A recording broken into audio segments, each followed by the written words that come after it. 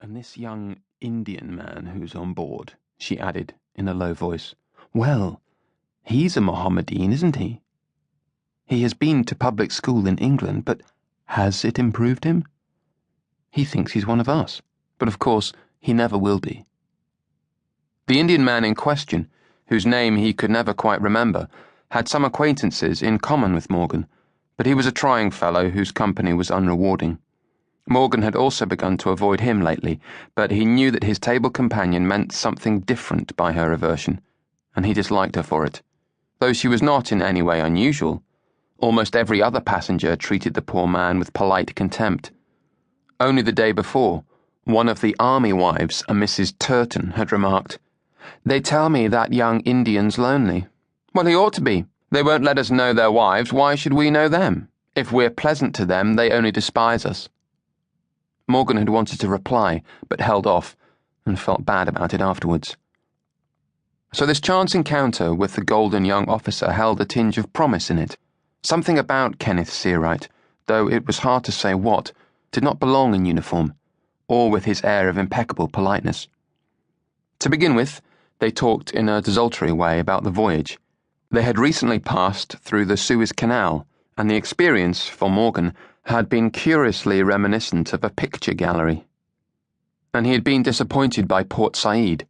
It was, so everyone had told him, one's first vision of the East, yet it had none of the smell and vibrancy and colour he'd been expecting.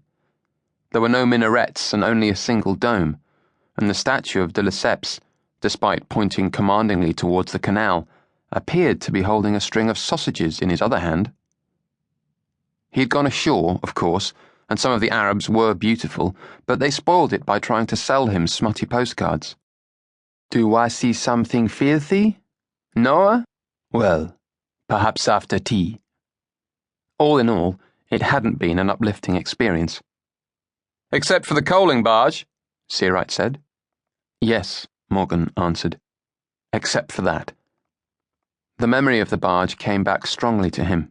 More specifically, it was the figures on top that continued to trouble him. Black with coal dust, they had woken from a death-like torpor into a frenzy of activity, singing and squabbling as they carried their baskets on board. One of the figures, of indeterminate age and sex, had stood by the plankway after dark, holding a lamp, and the image, with its deep shadows and contrasting yellow glow, had seemed both hopeful and frightening to him. Searight had also been there, Morgan remembered now, and they had been standing close to one another at the rail, watching the scene.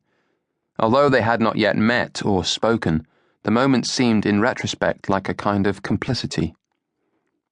They began to speak now about their plans after landing at Bombay. They agreed they might travel as far as Agra together, after which Searight would head off towards Lahore and Morgan to Aligarh.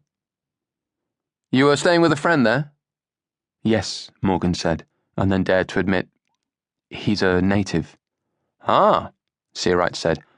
"I thought that might be the case. I'm glad to hear it, very glad to hear it. You won't learn anything about India unless you mingle with the Indians, whatever anyone else might tell you. I myself have been very close to many of them." "Ah, yes, very close." "I can't imagine all your brother officers approve." "There is more understanding than you might think. But of course you have to be careful. It's a matter of knowing your time and place." He laughed shortly. "Is your friend a Hindu?" "He's a Mohammedan, in fact." "Ah, yes, the Mohammedans. People think of the Hindus as sensual because of all the decadent religious imagery. On the other hand, the Mohammedans are people of the book, just like us. Well, I can tell you, the Pathans are a breed of young savages, and I intend to make friends with many of them. It's one of the delights of being transferred to Peshawar. I used to be in Bengal, in Darjeeling, and I had a ripping time there. But I'm looking forward to the future." Morgan had the uneasy feeling that the topic had slid away from him, and they were talking about different things. Nevertheless, he said, "So am I."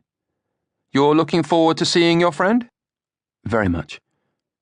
"You've been missing him?" "How well I know this feeling. How well." "And then I'm driven to seek consolation elsewhere.